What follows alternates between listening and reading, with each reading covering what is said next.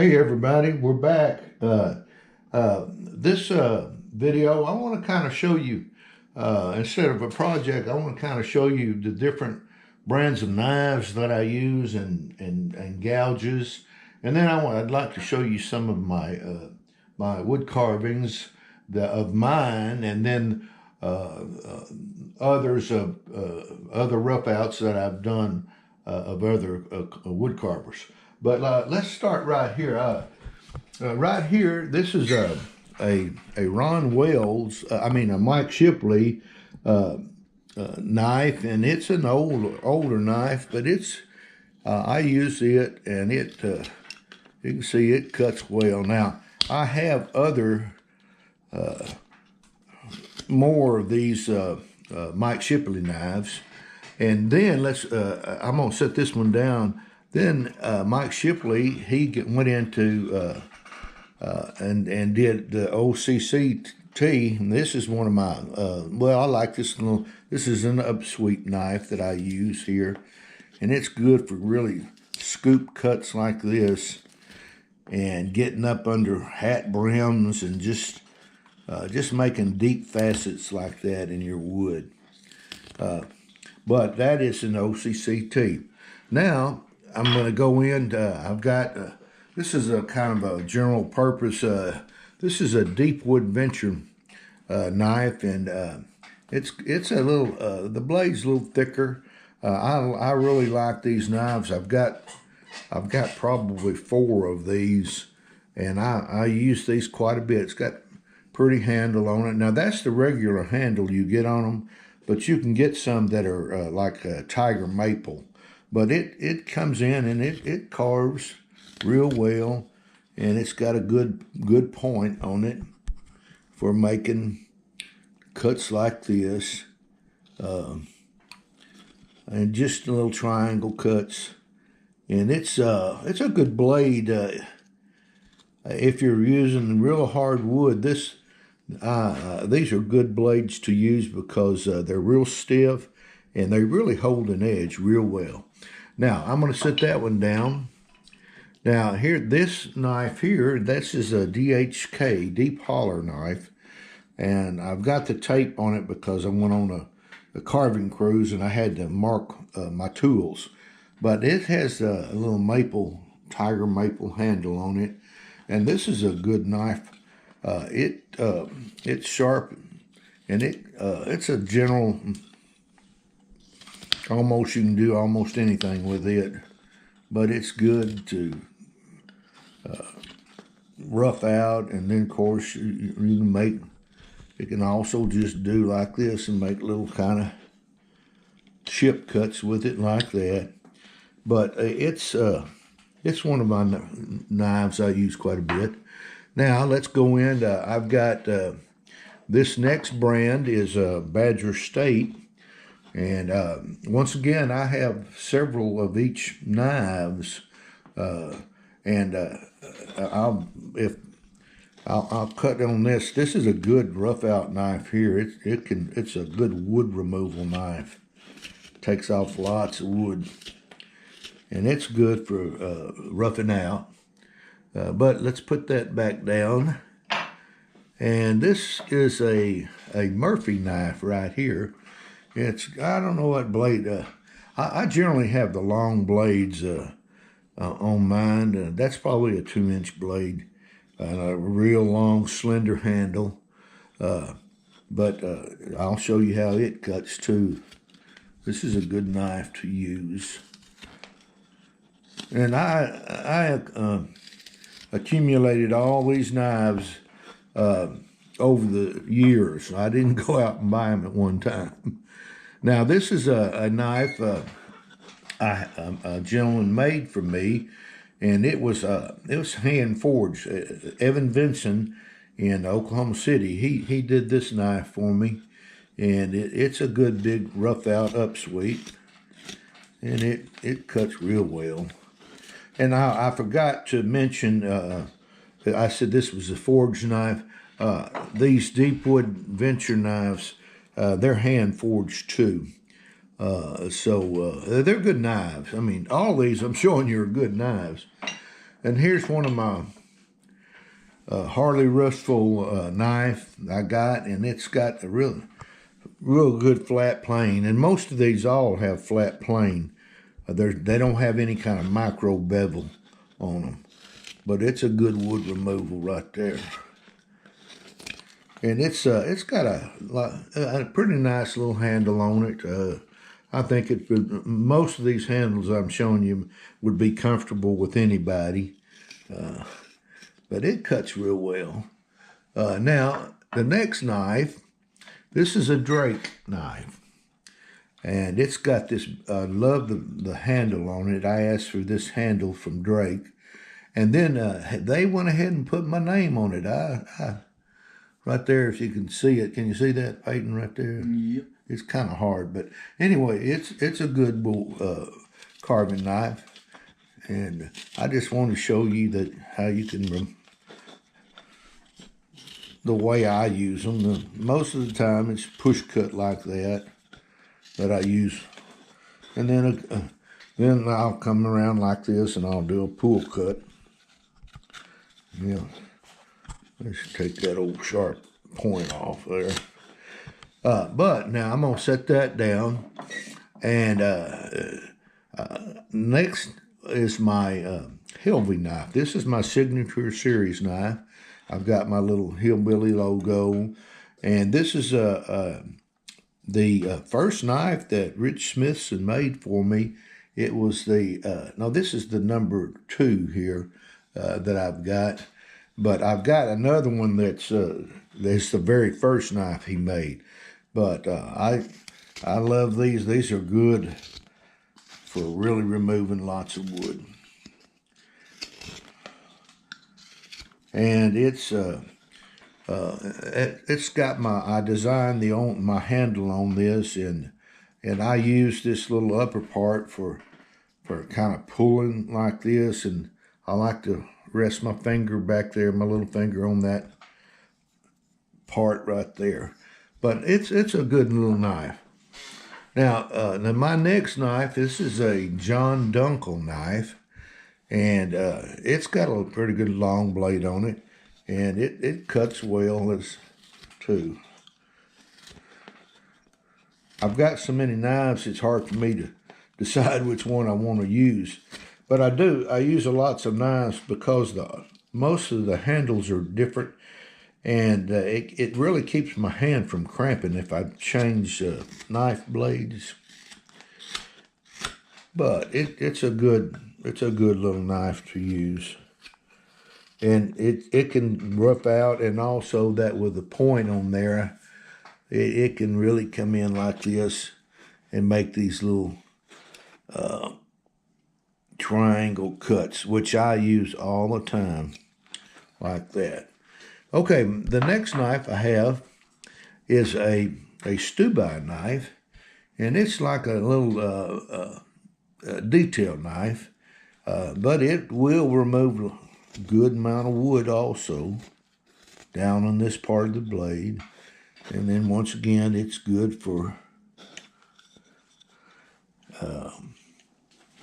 doing these little triangle chip cuts, and I do a lot of those to do my eyes with. Now, I'm going to set that down, and my next knife, this is a Swiss-made knife by Feil, and I really didn't like the thinness of the handle, so I took me a piece of leather, and I made it a little thicker with the leather, and it cuts well. It's a good sharp knife, and they stay sharp. But I like a bigger handle on mine.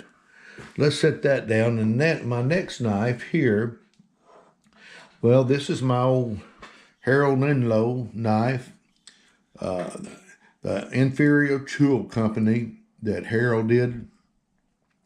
And I got this, well, he made it in 2019, but it's out of cedar. He's got his initials there on it. And I really I like this knife, but it really stays at home with me. It's more of a collector knife than anything. but it is sharp. Everything he made, or tool-wise, was sharp. But that's the old Harold knife right there.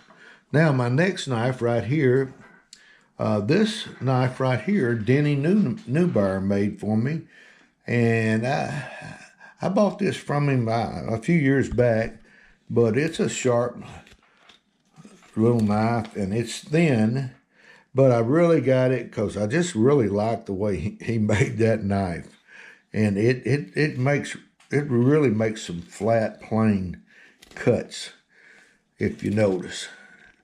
So it's really more of a collector piece for me. And I even have the sheath that he did, and I'm gonna reach here. He made this little sheath that went with it, and I really enjoyed that knife right there. Now I'm gonna set it down. Now I want all my knives are pretty much, they're sharp, but and I've got so many different brands, but you know, I have to have these brands, and I'm going to show you something now. I went out and I got a paring knife right here. Is a paring knife that I kind of ground down, and I sharpened it, and I just want to show you, if you know how to sharpen, you can use pretty much any knife. But I got this where it cuts basswood just like those knives there you see, the other knives I have. It's good. It puts them good facets in there. It carves cross grain real well. And you see right here, it just doesn't rip out on me. And that's one of the paring knives. I like the wooden handle on that one. But I'll show you even more. This is, I think that's a Faberware or something, but it's an old paring knife with a plastic handle. But I've got it sharp too, where it'll cut this basswood. I generally use these two knives right here. If I'm bark carving, when you first start to bark, it's kind of tough on your knife, so I use these two knives on bark carving. When I do some bark carving. Now I'm going to set these down, and now I want to get into, well, Peyton, pan right here. This is knives right here that I use also in my box. And then I'm going to open this drawer up, and I've got more knives in here, which are probably the same brands or of what you see up on the table here. About now, let's push that in. Now I'm going to show you some of the gouges I use, and I'm going to start right here. Now I just picked out just certain little gouges.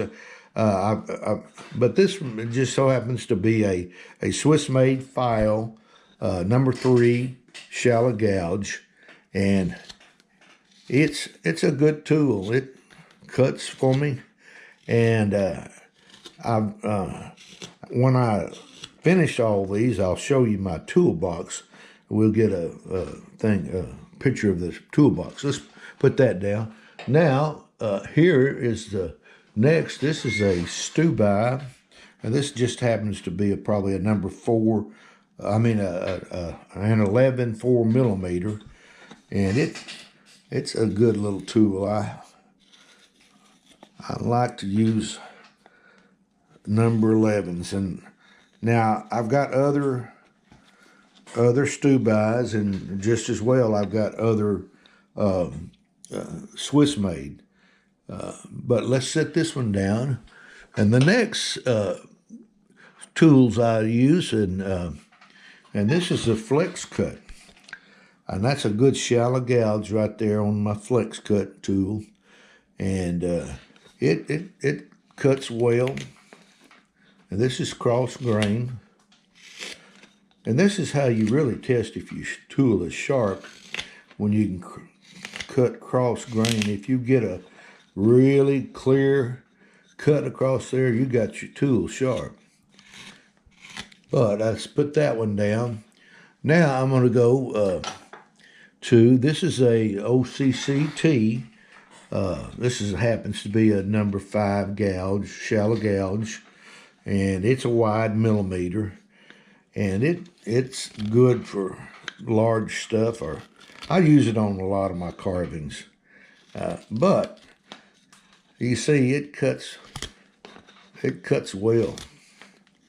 As long as you keep them sharp, they'll hold up on you. Now I've got another brand. This is a Badger State. This is a number 11, a little wider, but I've got, like I said, I've got more tools of each brand, but I just didn't want to show all of them. But it's a good cutting tool, and I get them sharpened. You see how that's ground, but it's a number 11 by Badger State. Now I'm gonna set this down. How much time we got there, Peyton? Got about 10 minutes. 10 minutes. Okay. Now let's set this down. Now you saw my knives right here. Now just pan up through there, Peyton, them like different gouges there. And on this side over here. And they're all of those are different tools that the brand names that I use that were up here on the table. Now, let's see. I mentioned this knife right here was, I went on the carving cruise, and I had the blue tape on that. But I'll show you, I've got some carvings up here I did on the carving cruise. This is one of the pirates that we did. And I believe this was the first day pirate that we did. And he's all painted and finished. And it was a great time with Chris Hammock and all the other people that were there on the ship. But lots of fun. I'm going to set this one down. Now, the second day, we did the little skinnier pirate. And he's got the teeth showing, and he's got us holding a sword there. But he was fun to do. On each day, I got most of my carving done, and all but small details. And then I came back home and finished those up at here in the shop. Now I'll set him down, and now the third day we did the captain right here, and he was fun to do. He's got a little parrot here, and long beard, big feather in his hat. But he is. I did bring him home, and I cut the base off, and so I could get up underneath to carve up underneath, and then I glued the, see there, right there, I got all this carved and tucked the boots up underneath there. But this is the same base that was on the rough out, and I just glued it back in. But that was, we thank Chris Hammock for his patience with everybody, and just for his design on these rough outs. Now I'm gonna set this down right here. And since we were talking about Chris Hammock, I got another one here I did. This is the Viking I did at the Renegade that Chris taught there in Lebanon, Tennessee. And that's coming up pretty soon, and then I'll be there at the Renegade there in Lebanon, Tennessee, teaching. But this is the pirate that I did. I haven't really finish this base. I need to seal that probably with something just to protect the wood. Now I'm going to set this down, and I'm going to go right here. This is one called Fast Draw, one of my rough outs. But you notice he's got a blemish right in here.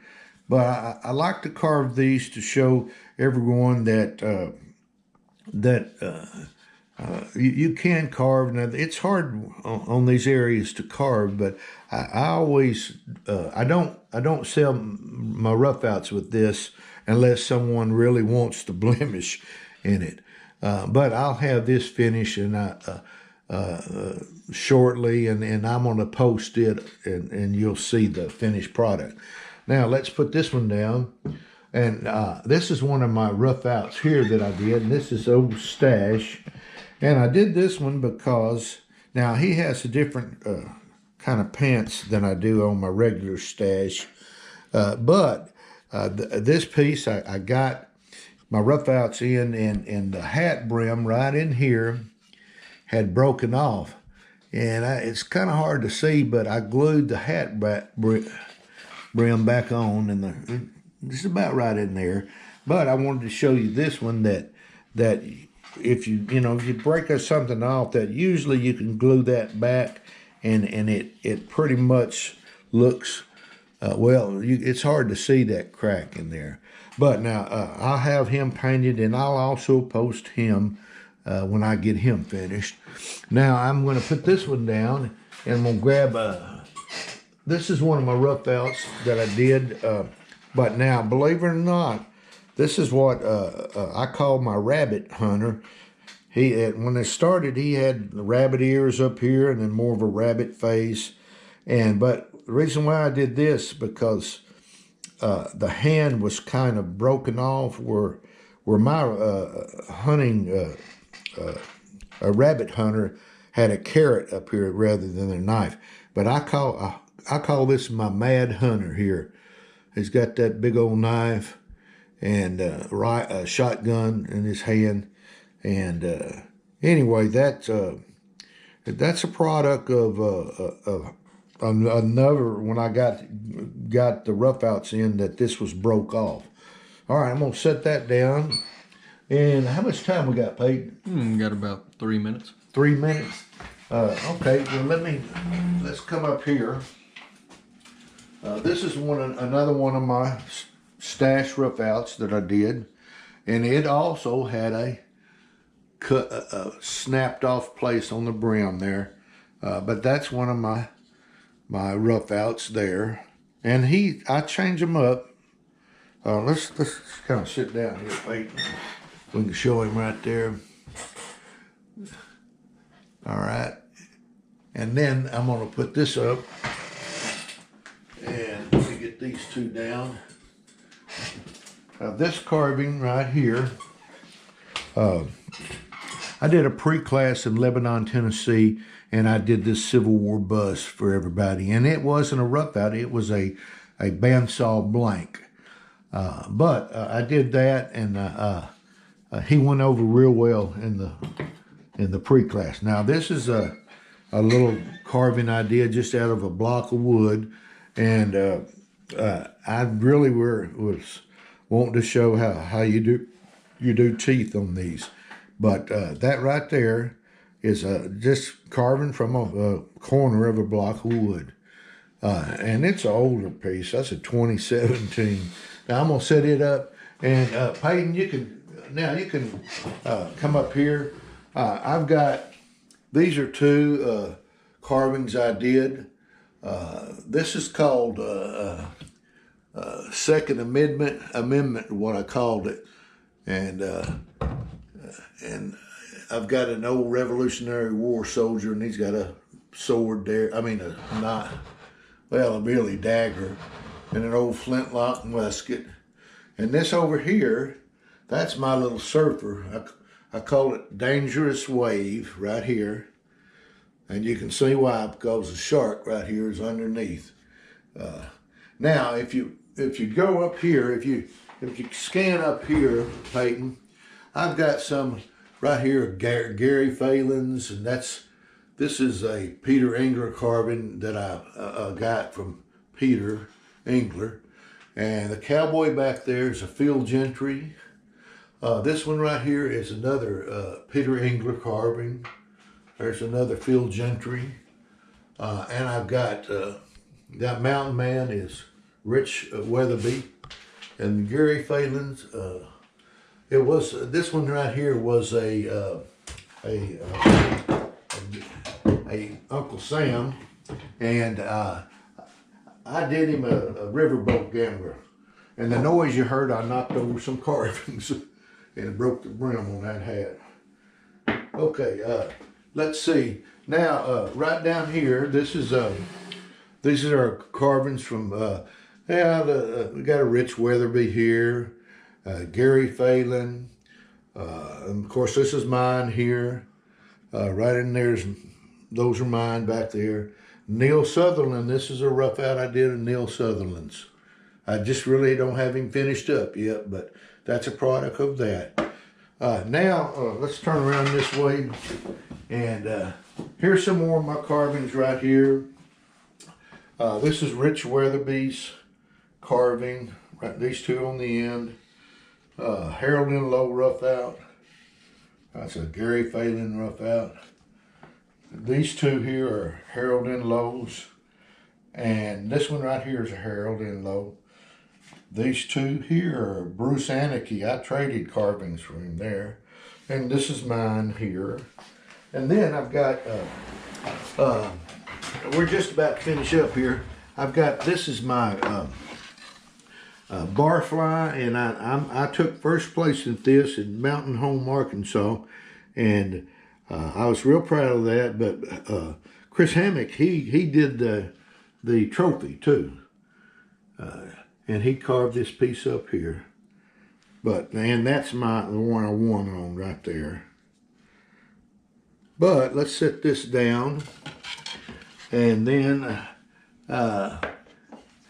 this is one of Van Kelly's Civil War soldiers I did right there. And we're just about to finish up here. This is a Floyd Radigan Civil War soldier I did. He's a little Union soldier right there. And then I set him down. Let's see. I've got these two here. Now this is one of my small Indians I haven't carved. When I got the rough out in, well, his hands were broke off, and one of them wasn't, it just wasn't right. But I carved the figure, and I'll eventually carve the hands for it. This is an old piece I did several years ago. I call it Let's Eat. But that's pretty much, well, I've got a few more here, and then we're going to cut off. This one right here is mine, and that's called Happy Happy Pappy. He's got the moonshine, and it's just a little bust I carved a few years ago. And these two carvings right here are Mitch Cartledge's, and that's an old hillbilly, and then the Frankenstein that I did of his. But they were fun to do.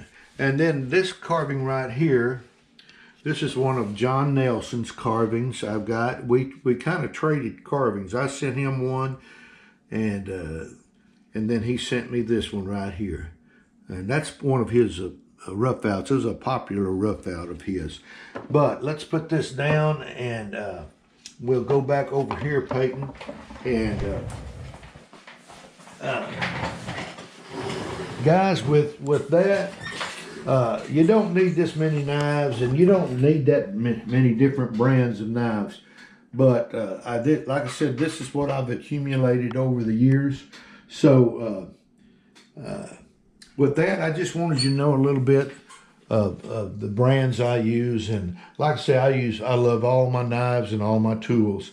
As long as they're sharp, that's what counts. So with that, guys, we'll see you on the next YouTube. See you later. Bye.